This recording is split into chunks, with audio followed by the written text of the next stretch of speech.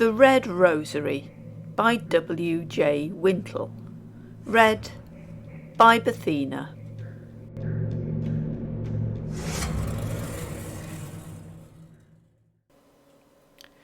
The circumstances surrounding the mysterious fate of Dr. David Wells have never hitherto been made public, and this is easy to explain.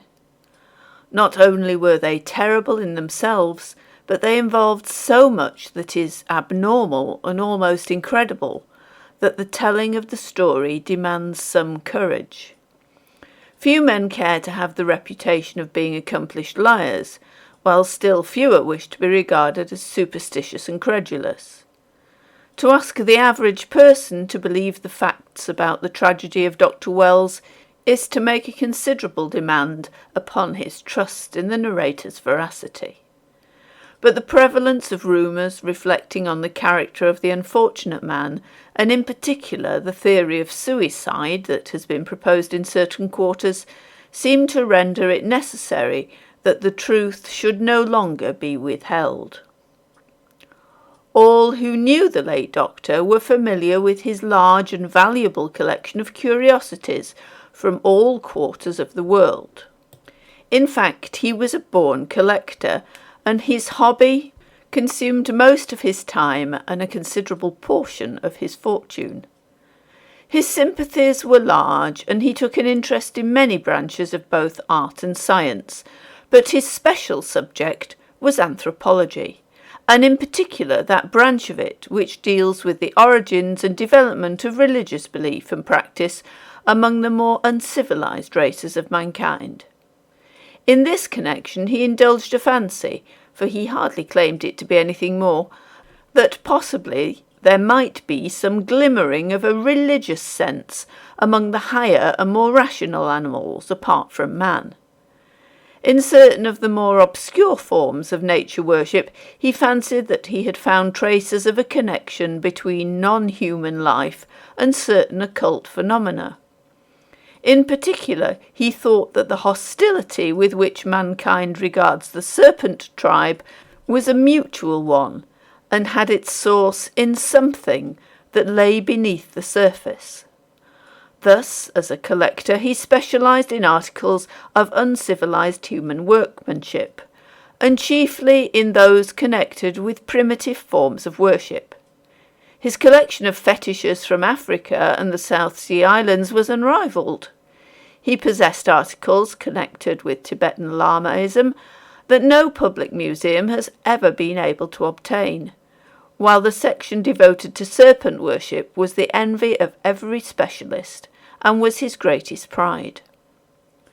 There were few rooms in his house that did not contain examples of his hobby, and nervous visitors did not altogether relish having to spend the night in company with some of his more fearsome idols. But the gems of his collection were housed in a large room on the ground floor, which served the combined purposes of museum, library, and study. Owing to the value of certain idols and other objects, which were of precious metal and decked with costly gems, Dr. Wells had taken special precautions to guard against the intrusion of burglars or other unwelcome visitors to this room. It will be remembered that it was here that he was found dead on the tragic day, and the fact that the various burglar alarms and precautions proved that no one from outside could have entered had its bearing on the mystery surrounding his end. It was not until the possibility of human intervention had been excluded after an exhaustive investigation that the facts here recorded were reluctantly accepted as true by his friends. A few months before his death, Dr. Wells had added to his collection a treasure for which he had patiently sought for some years. He called it a Red Rosary, and apparently he was right in believing that it was the only specimen in any collection. It came from a little-known tribe on the borders of Tartary, and was connected with a corrupt form of Lamaistic Buddhism, in which animal worship was said to be practiced. He had heard of this rosary and of its strange use from a traveller who had visited the tribe in question through the accident of losing his way, and his account so aroused the collecting instincts of Dr. Wells that he offered him a very large sum, said to have been £3,000, to revisit the tribe and endeavour to steal the coveted article. The man went, and in due course returned with the rosary, but he did not live to deliver it to his principal. Fortunately, he had packed it in a box bearing Dr. Wells' name and address, and thus it reached its destination. It appears that the rosary had been kept in a kind of fetish house, closely guarded night and day by 3 men who could only be described as partly monk, partly priest, and partly medicine man. After trying various less disreputable means of accomplishing his purpose, the emissary of Dr. Wells had secured the spoils by drugging the guardians with cheap gin and morphia, a mixture that has never yet been known to fail. Then followed a chapter of strange happenings. It certainly seemed as if the theft of the red rosary had offended some power that was quite capable of avenging itself, and it lost no time about it. Almost every day of the journey back to England was marked by some mishap or other, and on more than one occasion the traveller narrowly escaped with his life. On reaching London, he went with his treasure to an hotel in Craven Street, and the place was burnt out that same night. He escaped in his pyjamas, but did not forget to take the box with him. After finding other quarters and getting a supply of clothes, he set out to take the box to Dr. Wells, and on the way found himself in a collision of motor buses, in which the person on each side of him was killed. He escaped with some bad bruises, and again he held tightly to the box.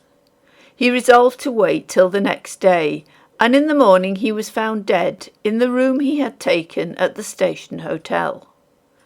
At the inquest it was stated that he was found sitting in an armchair, and that there was no sign of any injury to account for death, but his face had the expression of a man in the very extremity of utter terror. The box lay on the table before him. The medical evidence was very vague. There was no disease of any kind, and there was nothing definite that could account for the death. All that could be said was that the heart had stopped for some unknown reason, and that apparently the dead man had been frightened by something. But death by fright is not a very satisfactory kind of verdict, and at the coroner's suggestion the jury decided that the cause of death was syncope, which left things pretty much where they were before. The box bearing the name and address of Dr. Wells was duly forwarded to him, and at last the red rosary reposed in a safe built into the wall of his museum, where he kept some of his most valuable specimens. Several of us saw it during the short space of life that still remained to him. It consisted of a string of fine catgut, on which were threaded 6 series of 6 beads each set being separated from the next by a larger bead. In the middle of the string was a very large oval amethyst of poor quality, from which depended a short string of little beads, ending in a much larger one. It will be noticed that the general appearance of the rosary was not unlike that of the familiar one used by Catholics. The intrinsic value of the thing was considerable. The small beads were all rubies, though by no means of fine quality, and the larger ones that divided the sets were emeralds. They had been roughly ground down to a round shape in the usual native fashion, but the surface of each bead was rudely scratched all over. On careful examination it appeared that these scratches were meant to imitate the scales on a snake. But the most remarkable thing about the rosary was the pendant bead at the end of the short string. This was oval in shape and was composed of green jade, most curiously and unusually mottled with blue, yellow and red. It was shaped just like the head of a snake and had been carved with considerable skill. The details of the snake's head had been well worked out, and 2 small yellow opals had been inserted to represent its eyes. But in one way the artist had departed from his model. The snake's lips were slightly raised on each side, as if snarling, which no snake can do, and thus the fangs were visible. But the points of the fangs did not protrude, nor were the jaws made to open. The head was quite solid. It is important to remember this in view of what followed. Altogether, the rosary was more uncanny in appearance than beautiful. In fact, there was something distinctly repulsive about it. Neither Dr. Wells nor his unfortunate emissary had been able to find out anything about the history of the rosary, and not much about its use. Indeed, we all of us thought that much of what he told us about it was rather speculation on his part than ascertained fact. According to him, the rosary was not used in connection with the recitation of prayers, but for the purposes of divination. He said it was enclosed in a tube and turned out on the ground to tell the fortune of the inquirer, which was judged by the gyrations of the snake-like rosary and the position which it finally took up. There seemed to be something curiously unstable about the equilibrium of the thing. After laying it down on the table, it would tremble and twist a good deal more than one would expect before finally coming to rest, and even after it had been lying still for a minute or two, it would give queer, sudden twists and jerks. Sometimes it really seemed to give one the impression that it was alive, and somehow it always looked wicked and malignant. Apparently, it was on the actual night of its arrival that Dr. Wells had the first inkling that there was something queer about the red rosary. He told us the tale himself. He had been carefully examining it with a lens, searching for any possible inscription or markings that might have escaped his notice, and 2 or 3 times he had almost dropped it. This puzzled him, for he was in the habit of handling things carefully, especially when he valued them highly, as he did this. He could not quite make it out, for it really felt exactly as if the rosary had twisted between his fingers, very much as a sleepy snake might do. He did not quite like it, and he found himself speculating upon possible digestive or nervous disturbance to account for it. He presently laid the rosary down on the table, took up a book, and sat down to read. A few minutes later, feeling tired, he put the book on the table, noticing distinctly at the time that he laid it between the rosary and himself. Then he sat musing over what he had read, and the natural consequence was that he fell asleep. When he woke up, the first thing that he saw was that the rosary was now in front of the book instead of behind it, and the snake-like head was looking towards him. This was rather startling and a trifle disquieting. There seemed to be but 3 possible explanations. Either he had been completely wrong in supposing that he had laid the book down in front of the rosary, or he had in his sleep risen and moved it, or the rosary had moved without his intervention. The first 2 explanations involved the suggestion that he was not quite in the best of health, which he was not prepared to admit, while the implications of the 3rd explanation were of a kind that he entirely repudiated. Dr. Wells was no believer in the occult. So he deliberately laid the question aside and resolved to leave town the next day for Cromer, where he hoped that the bracing air would blow away any mental cobwebs that might be about. Before morning his resolve was strengthened by the miseries of a restless night. Dream after dream came to keep his brain from repose, and every dream had some connection with the red rosary, and in each there was an element of threatening. He was haunted by that sinister carved head with the snarling lips and the suggestion of poisoned fangs. In the morning, before leaving town, he had occasion to go to the safe where he had placed the rosary overnight, and a nasty shock met him. He was quite clear that he had laid the rosary out at length along the front of one of the shelves, and he remembered distinctly how the light had caught the contrasting rubies and emeralds in that position. But now the rosary was no longer on the shelf.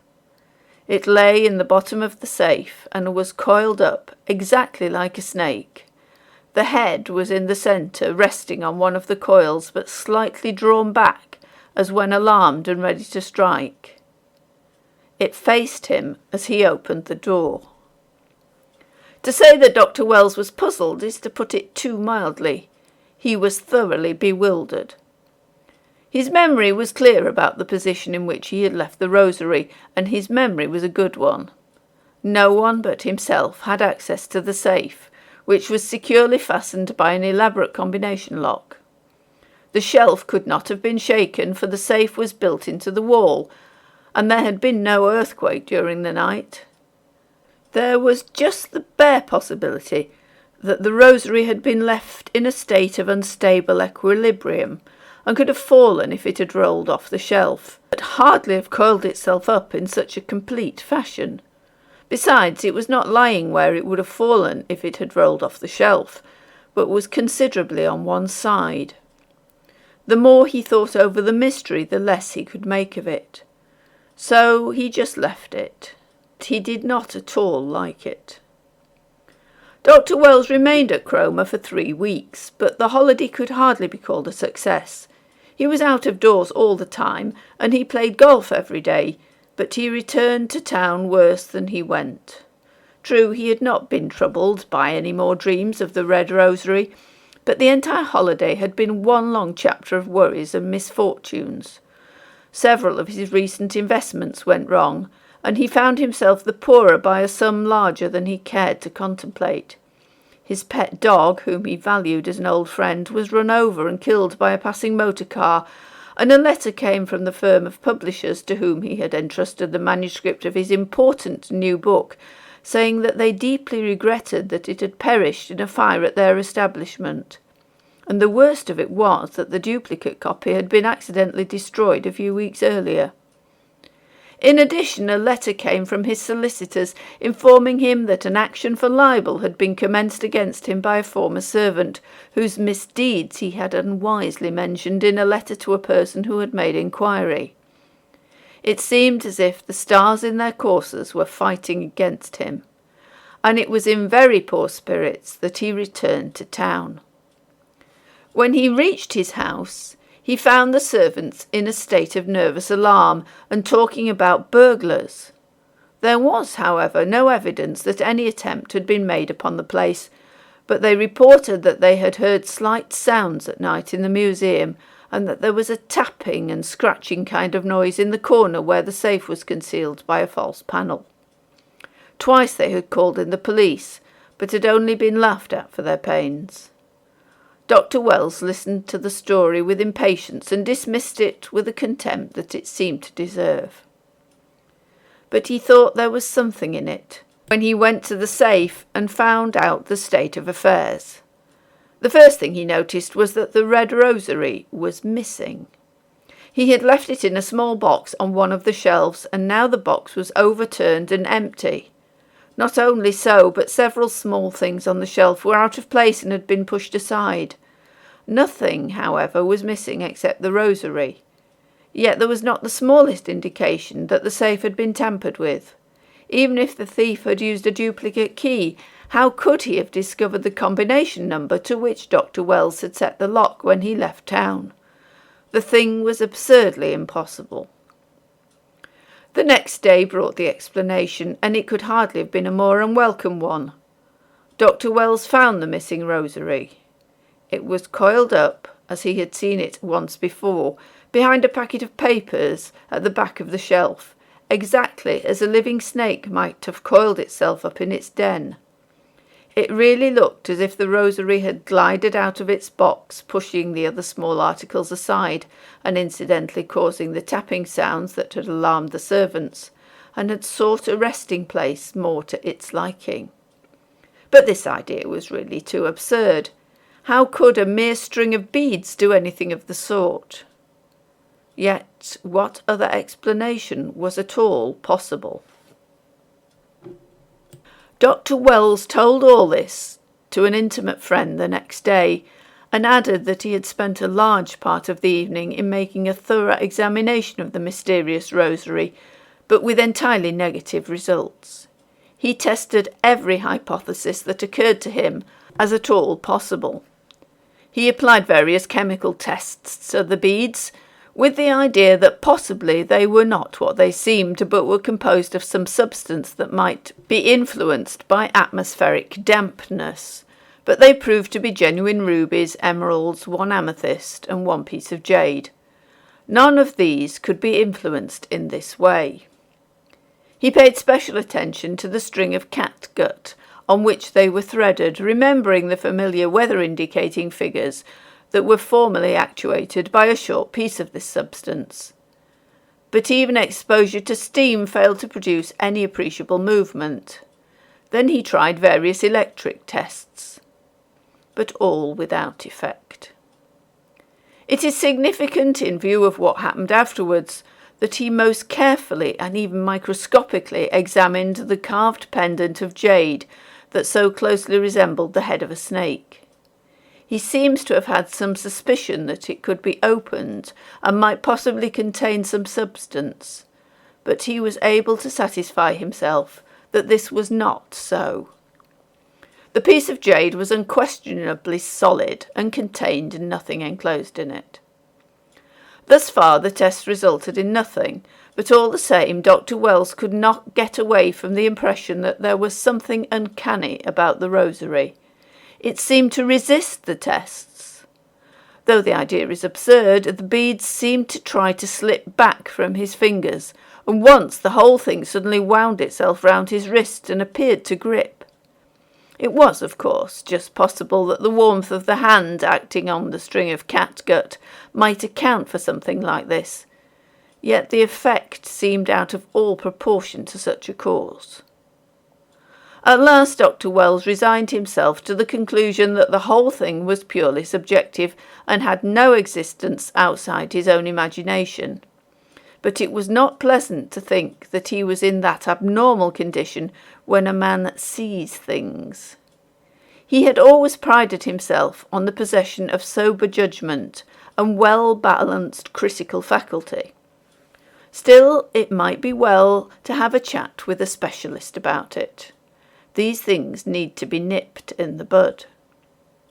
The following afternoon he wrote for an appointment. The matter had suddenly become urgent. It seems that he had been again examining the rosary while seated in an armchair after lunch. Feeling drowsy, he laid the rosary on the table at his elbow and composed himself for a nap. About 10 minutes later he was roused from sleep by a loud knock at the door. Then he sprang out of the chair with a cry of alarm. The red rosary was no longer on the table. It was coiled on the sleeper's chest, and the snarling head was raised as if to strike. It fell to the ground as Dr. Wells sprang up. It was now certainly time that he took advice. Hallucinations of this kind end in madness, as he well knew. Of course it was hallucination. Any other explanation was sheer insanity. It was merely a question between two different forms of madness. The specialist wrote next day, making an appointment for the following one, but his expected patient did not arrive to keep it. The question of his sanity would never now be solved. The red rosary had fulfilled its mission, if it had one, and the tragedy was complete. Dr. Wells was found in his museum, lying apparently asleep in his lounge chair, but he did not answer when called, and the doctors said that he had been dead for some hours. The red rosary lay coiled on his shoulder and fell to the floor when he was raised. An inquest was duly held, and the coroner expressed the opinion that the evidence was highly unsatisfactory. The post-mortem examination failed to reveal the cause of death with any certainty. All that the pathologists could say was that the symptoms pointed to alkaloidal poisoning, but that no trace of any such alkaloid could be found in the organs of the body. In many details, the evidence suggested death from snake bite, but here again there was no certain proof.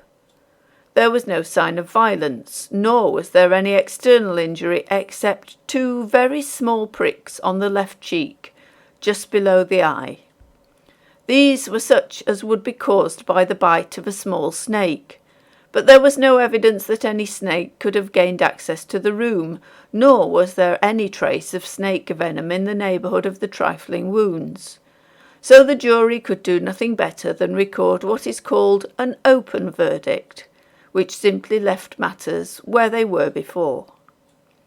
As to the red rosary, it vanished after the tragedy. Whether it was stolen by one of the servants or by some other person who may have been admitted to the room, no one knows, and the few who knew this tragic story were not greatly disposed to take any steps for its recovery.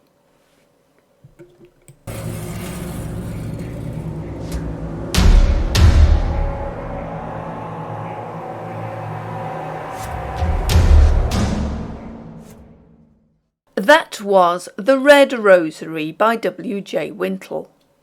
I have more W J Wintle stories in my channel. I hope you enjoyed this one. Please remember to click the like button, and as always, thank you for listening.